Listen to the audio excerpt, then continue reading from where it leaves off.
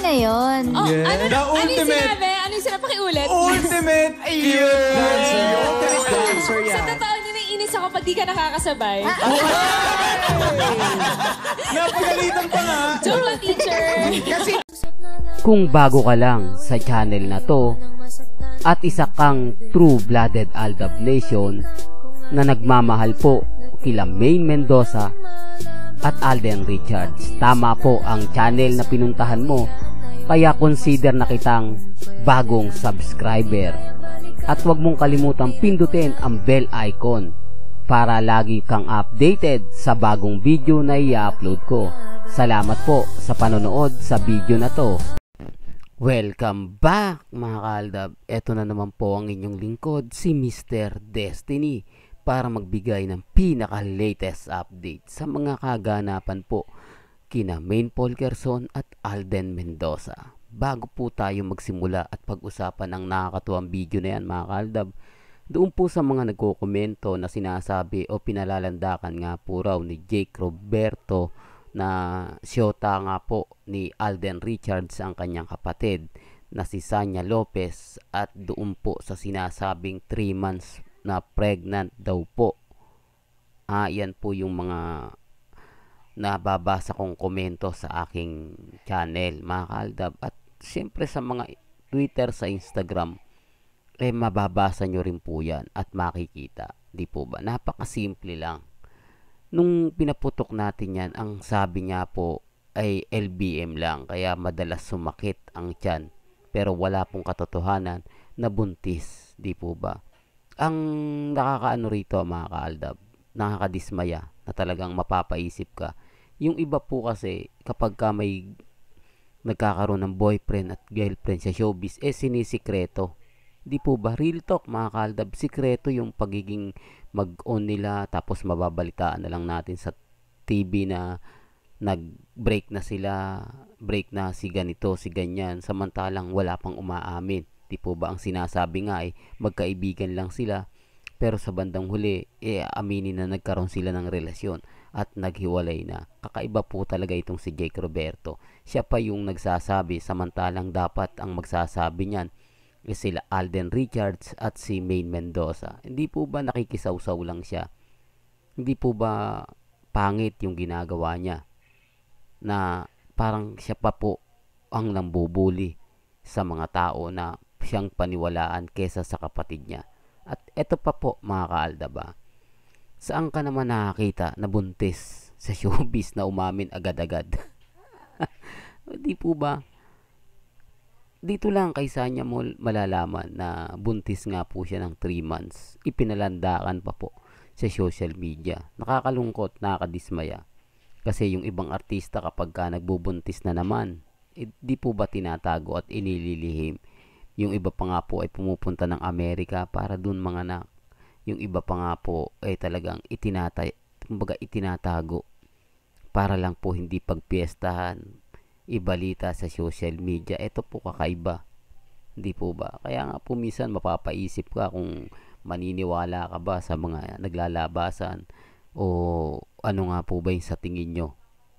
Yung isang kapatid niya ay pinagsisigawan kung sino yung boyfriend, at eto naman siya ay pinagsisigawang buntis. Well, kayo bahala magkomento dyan. Ang sa akin lang naman mga kaaldab, magising po kayo sa mga issue na ibinabato na katulad ng ganyan. Mapapaisip kayo sa mga sinasabi ko, di po ba? Common sense na lang sa mga taong hindi pa po nakakagets ng mga sinasabi ko, o kulang pa po yung sinasabi ko. Kayo na po bahala. Kumbaga, nirerespeto ko naman po kung ano yung komento ninyo, kung ano yung aksyon nyo, kung ano yung masasabi nyo. Well, puntahan na po natin itong video na kung saan talagang kinilig po ako. Ano nga po ba sabi ni Teacher Dasoray? Ang galing mo ngayon. Ang galing mo naman ngayon. Ang pinakagustong gusto ko rito, si Alden Richards pa yung pinaulit niya, di po ba? Anong sabi ni Mengay kay Tisoy? Pakiulit nga. Iba naman po agad yung sinabi ni Alden Richards. Ang lupit. The ultimate dancer. Ito lang po mga kaaldab, yung sinabi niya na talagang kinilig yung buong Aldab Nation, na sa totoo lang nainis ako pag di ka nakakasabay. Pinagalitan pa po yung teacher.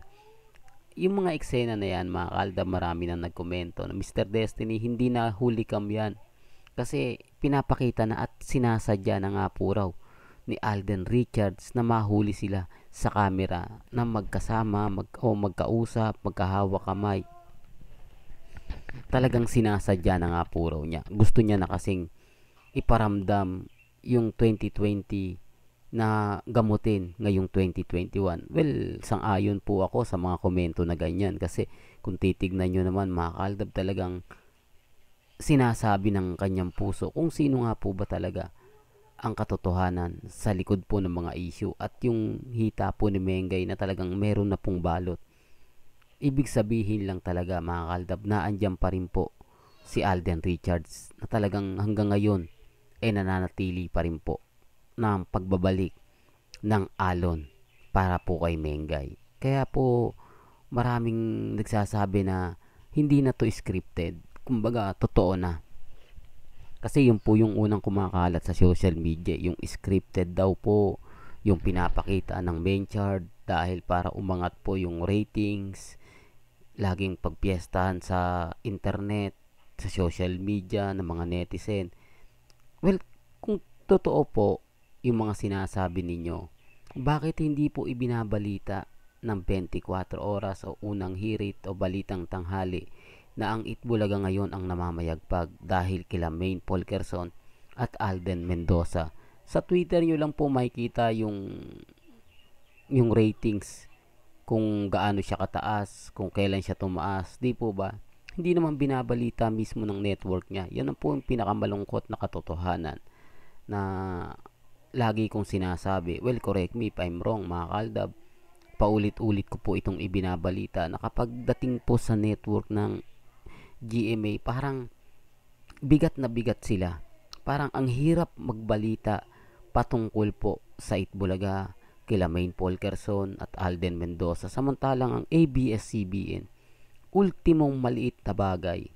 Ultimo na talagang hindi naman siya 103% na totoo, ibinabalita po gaya po ng artista nila. Kaya nakakadismaya, minsan nakakalungkot. Maraming komento, Mr. Destiny, may nabasa na naman po ako about sa Aldab, may nakita na naman akong post na talagang biruin nyo, si Mengay ay kasama sa panglima na talagang tumutulong ngayong pandemic. Pero bakit hindi dito ibinabalita ng GMA? May nabasa na naman po akong article na talagang namamayagpag at napapabilang na po sa mga bigating artista at hindi nagpapahuli si Maine Mendoza. Pero bakit hindi po binabalita? Yan po yung sakit ng katotohanan na lagi ko po at paulit-ulit ko pong sinasabi na kapag kay Mengay at kay Tisoy talagang napakabigat. Maliban na lang po kung kay Alden Richards lang, sigurado naman pong agad-agad ay ibabalita yan.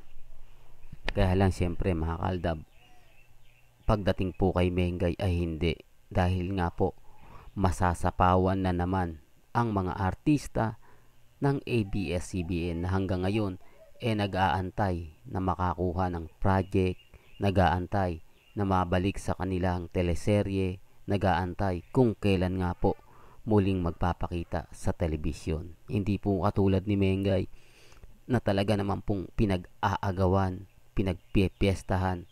Di po ba? Kahit saang anggulo, kahit saan nyo po tignan, laging trending po, lalong-lalo na po sa social media, sa Twitter, sa Instagram. Yan po ang katotohanan. Hanggang dito na lang po ang aking latest updates. Kaya kung bago lang po kayo sa channel na to at true-blooded Aldab Nation ka, ay consider na kitang bagong subscriber at huwag mong kalimutan pindutin ang bell icon para lagi kang updated sa bawat video na i-upload ko. Hanggang sa muli, salamat sa panonood at pakikinig. Kung bago ka lang sa channel na to at isa kang true-blooded Aldab Nation na nagmamahal po kila Maine Mendoza at Alden Richards, tama po ang channel na pinuntahan mo, kaya consider na kitang bagong subscriber. At huwag mong kalimutang pindutin ang bell icon para lagi kang updated sa bagong video na i-upload ko. Salamat po sa panonood sa video na to.